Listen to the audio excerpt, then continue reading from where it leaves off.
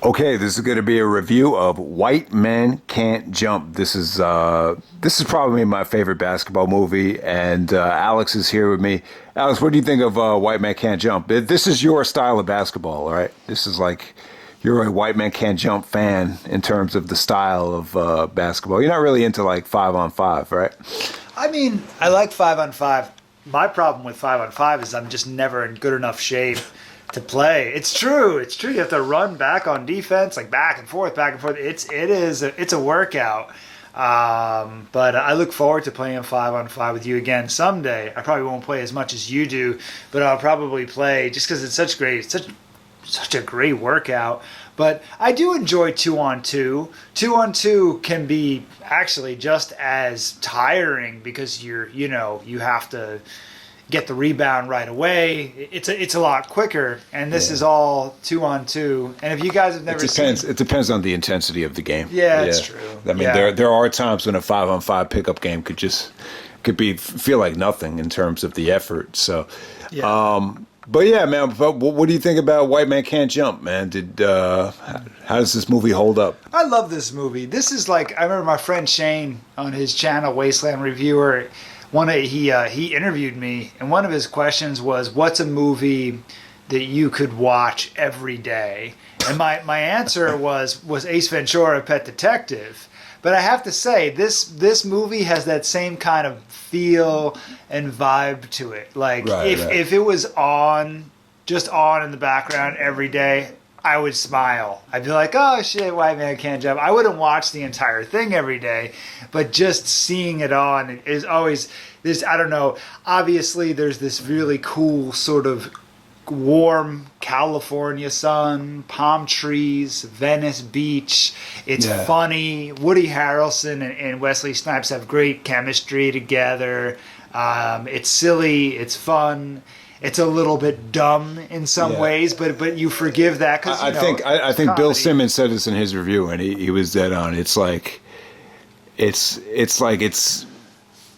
not racist. Like the movie doesn't come off like it's trying to be harsh or I mean it's like a fun movie that kind of pokes fun at racism to a degree. I don't know. It's tough to say, but you know what I'm saying. Like it doesn't take racism that seriously. Sure. And that's what's fun about it.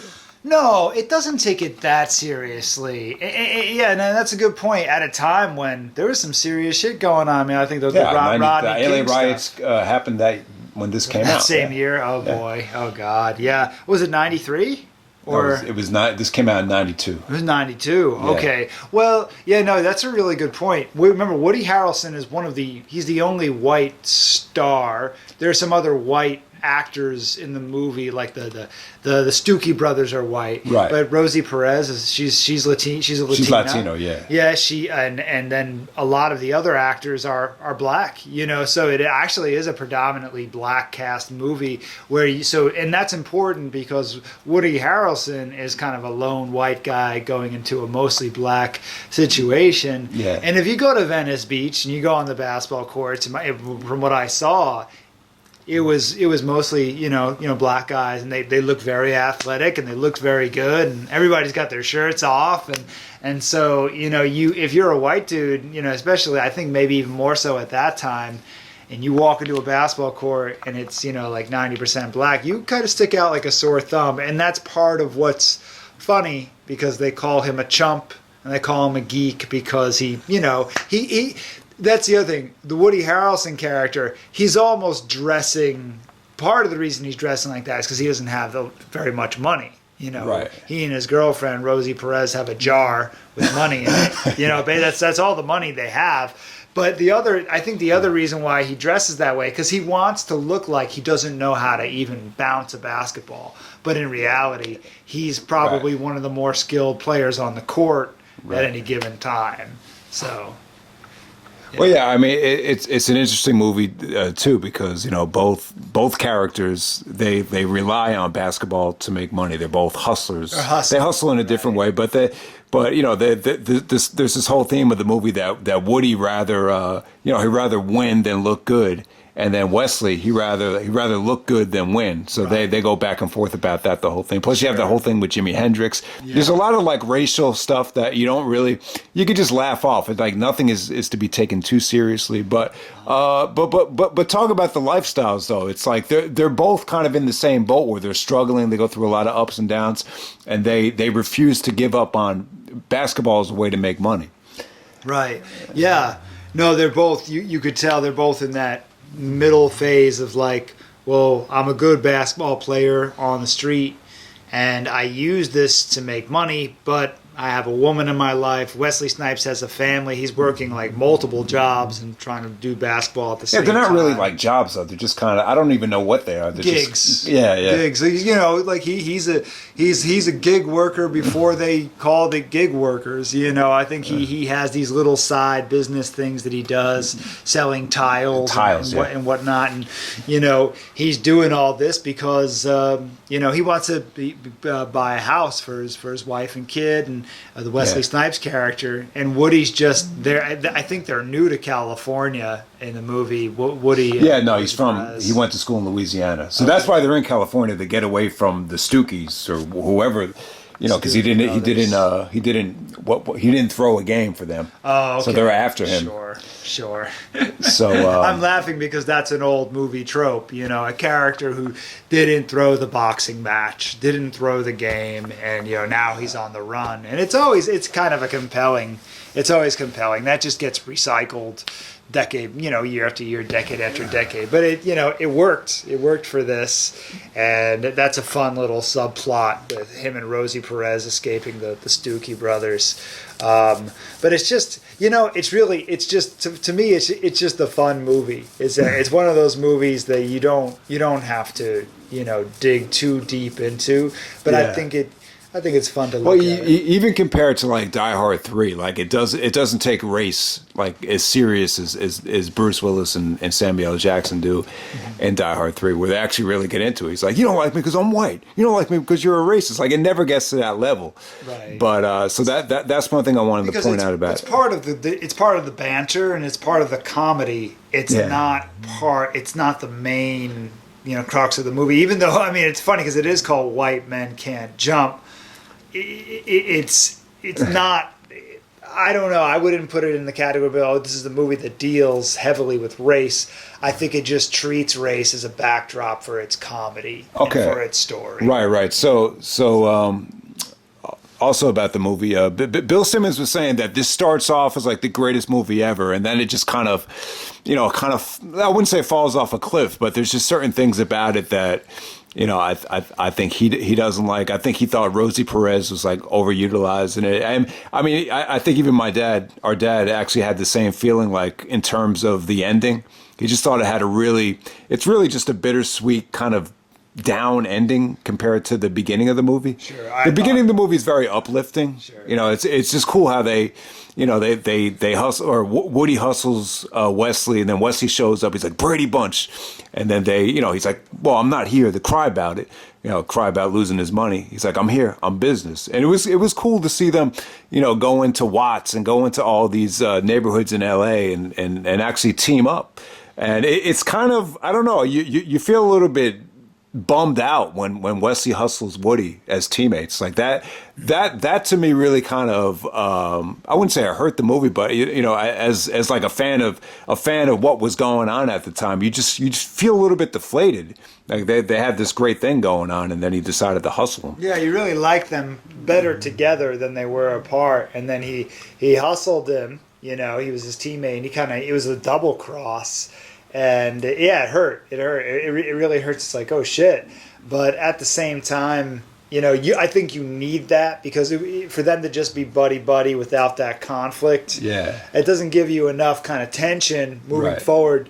You know? Right. No. You needed to see them come down a level. I think in terms of the storytelling. And then later on, when he bets against Wesley Snipes, to see if he can dunk the basketball. Yeah. And he doesn't. It's like, oh man, you idiot! Yeah. He loses. Well, no, you know, Rosie Perez, Woody's girlfriend, they had to go all the way over to his apartment, you know, just to get them to make up and play in this tournament, and then they win the tournament. and instead of just enjoying the ride home, it seems like Woody's always doing something stupid. It's like he just doesn't use his brain, and he talks about the ego thing, but that was more of an ego trip than anything. So well, that relates to the end of the movie, I think, because we talked about how these are guys who, they're very good basketball players, and they play street ball, and they're confident enough to bet hundreds, sometimes thousands of dollars on these games, and so there is an ego thing because they're not going to play in the NBA. And right. and if they probably, if they could play professional ball, they don't seem to have the resources or the support network to figure out a way to play professional ball overseas or something like that. And at that time, there were even fewer leagues to go into. I think a lot of people, even more so, it was like NBA. Well, and plus the money wasn't as good. Actually, the money exploded. Prior to when there was filming this thing, compared to when it came out. Like that's like, this was when Scottie Pippen signed his contract, and by the time this movie came out, the revenues were increasing by the day. Yeah. This is but there was a lot happened between the filming of this movie and the release of this movie in terms of basketball's popularity. I would say this actually helped the popularity of basketball too, just this movie in general. Yeah. So yeah, no, absolutely. At the early '90s, basketball. So yeah, no, you're right. There wasn't a lot going on in terms of besides the NBA, a lot of different ways to make money, maybe overseas, but it was still young. It was still a young. But no, there's a lot of great things about this movie. I want to talk about when they're playing in the tournament, though, the whole being in a zone thing. Yeah. We had this discussion of there's different zones you can be in. Especially within the basketball game, and there's a trash talking zone. What do you think about that? The being in the zone in terms of trash talking. He's like, man, I'm in a fucking zone. He's like, they're pissed off. I'm in a zone. Yeah. He's like, I'm not gonna let you ruin this for me. No fucking way. Wow, that's a really good question. It's such a good question because I don't, on the basketball court and like in competitive stuff, I'm not a competitive person, so I'm never trying to trash talk anybody. And in my experience of like being a musician, and playing music, because that's kind of like over the past 4 or 5 years, like them going and gambling in basketball is kind of like, for me, it was like going and busking, playing on the guitar in the streets and trying to book live gigs and stuff like that. That was my white man can't jump of sorts.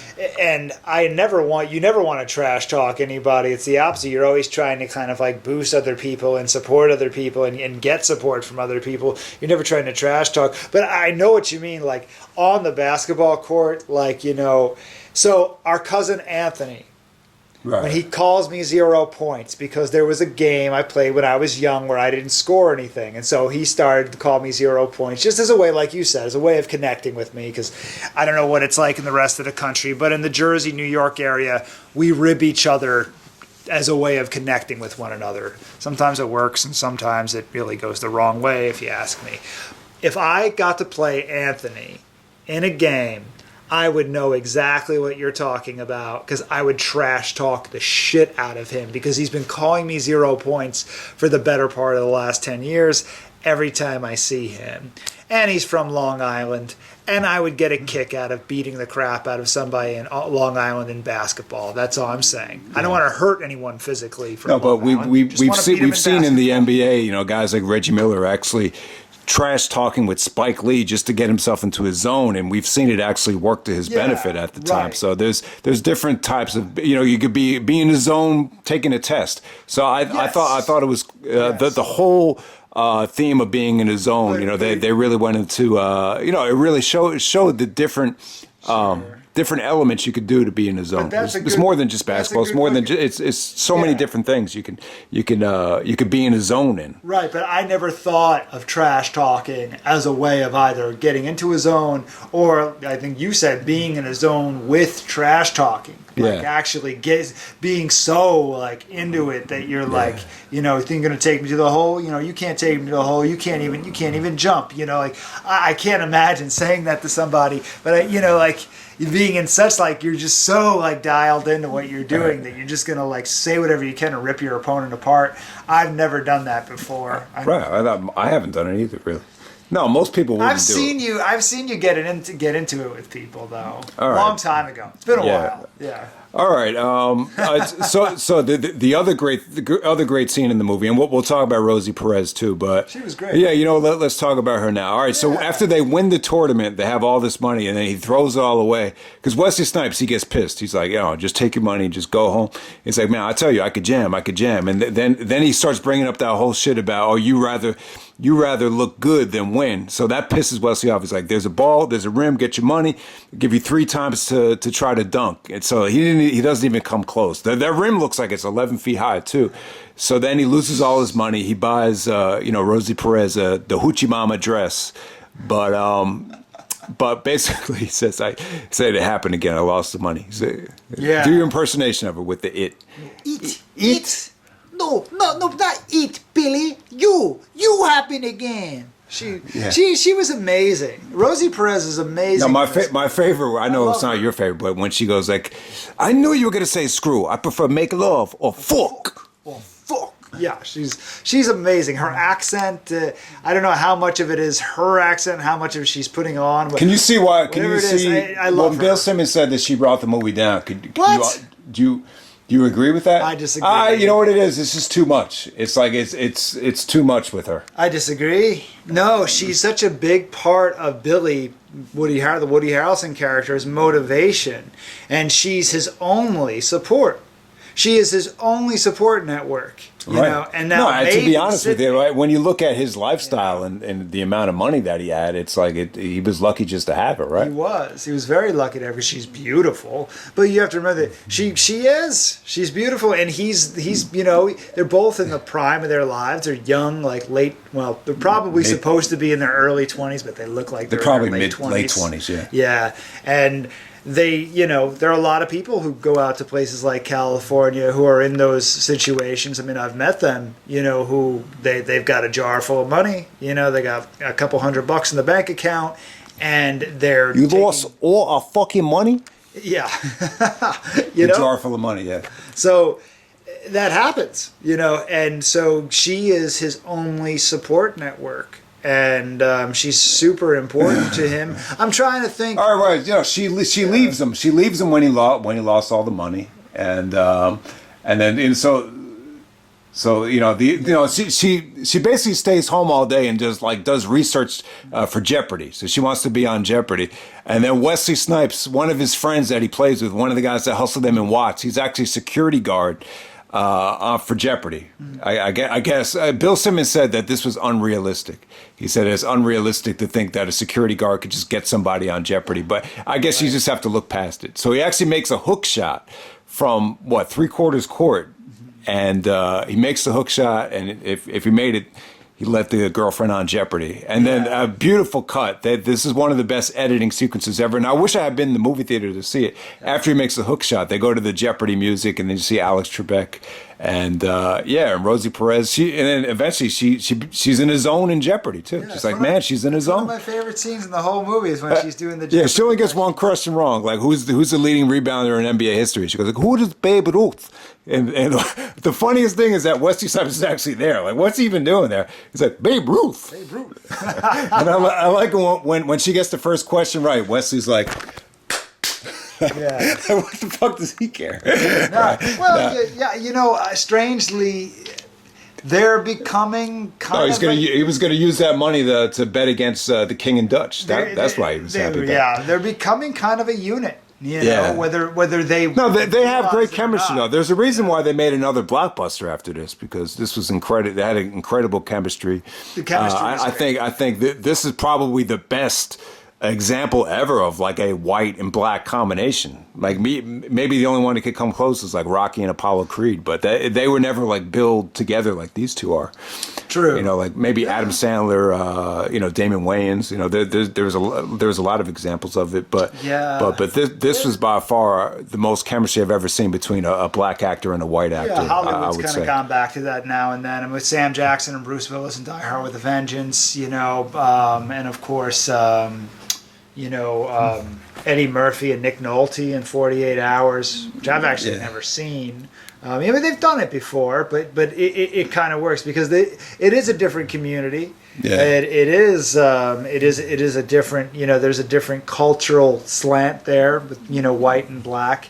And if it's a comedy, you could really have a lot of fun with it. And again, I remember I talked about the whole, you can listen to Jimmy, but you can't hear Jimmy sort of thing with some people on the train, and some of them were black, it was an interesting conversation, and they disagreed with me.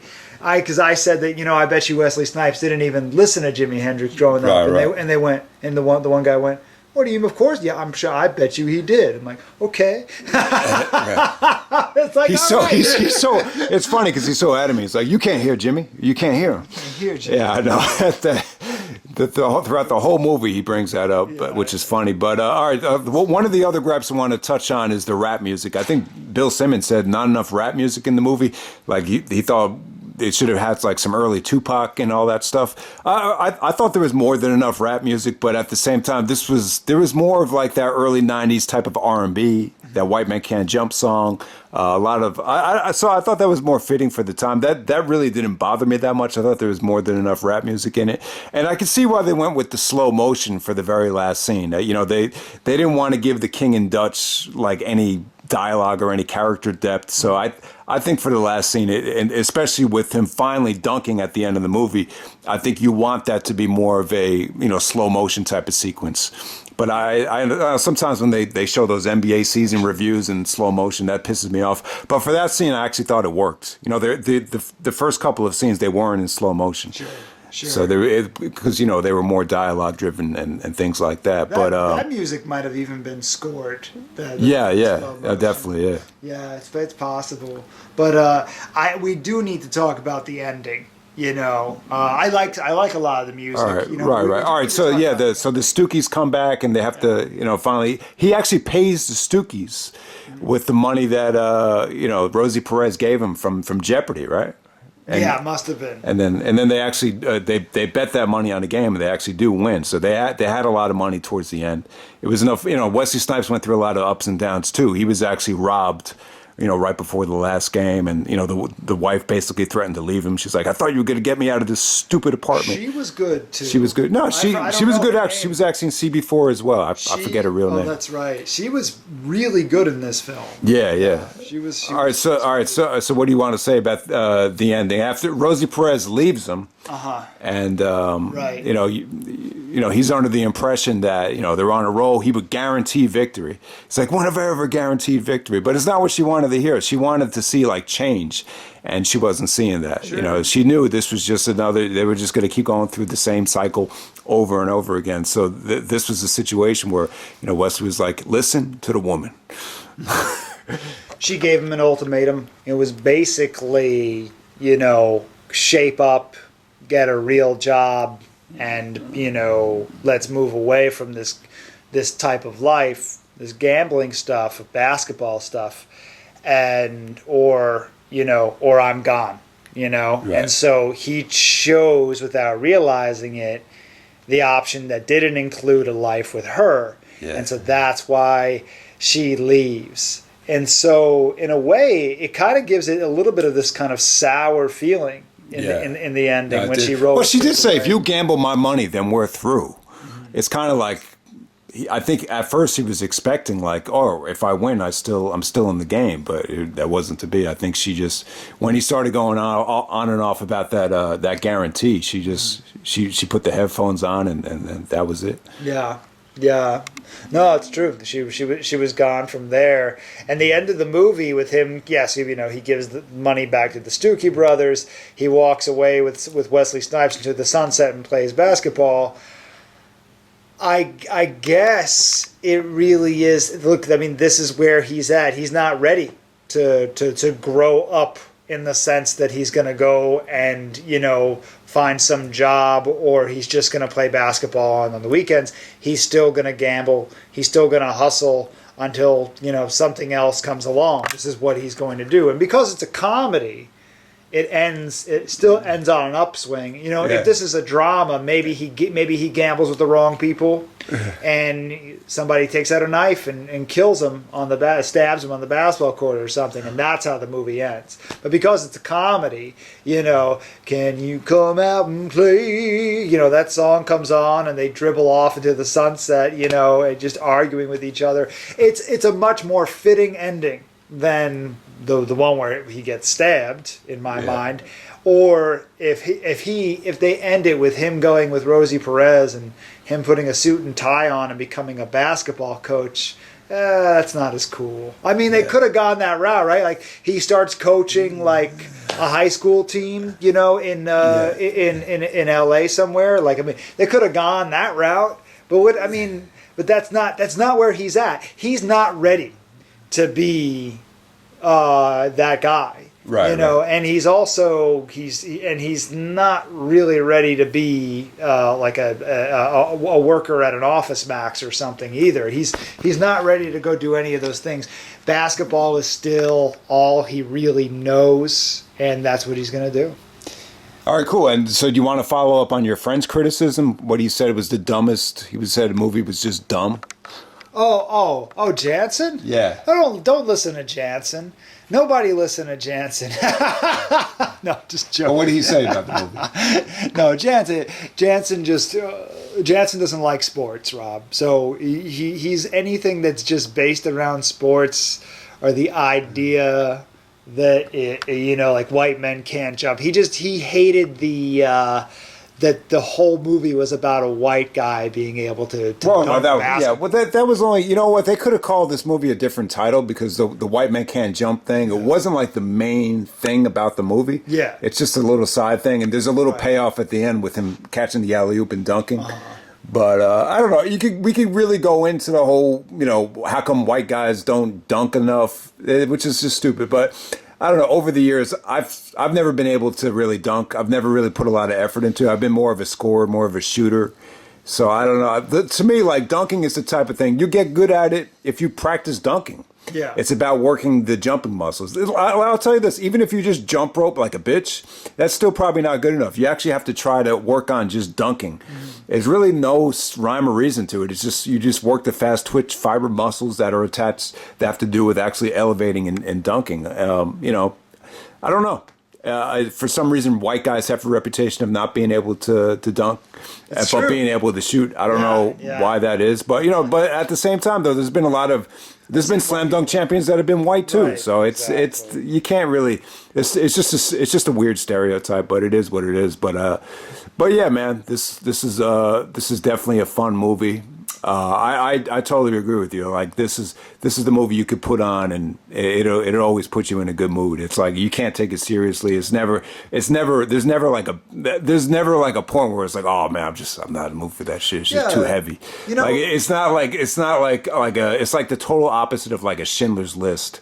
This movie. Oh God, yes. Jeez, wow. You went like really dark. Yeah, no, totally. Yeah.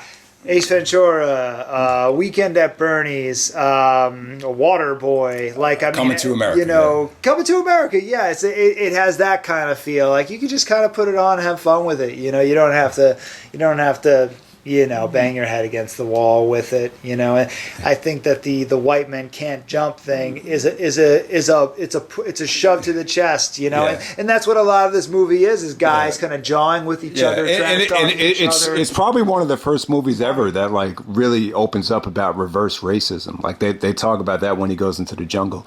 He's like, I'm telling you, honey, it's a reverse racist thing. I mean, I don't even know if they let white people in. I don't know about Puerto Ricans, but I don't know if there's ever been a movie that's been that open about, you know, the racism from the opposite spectrum.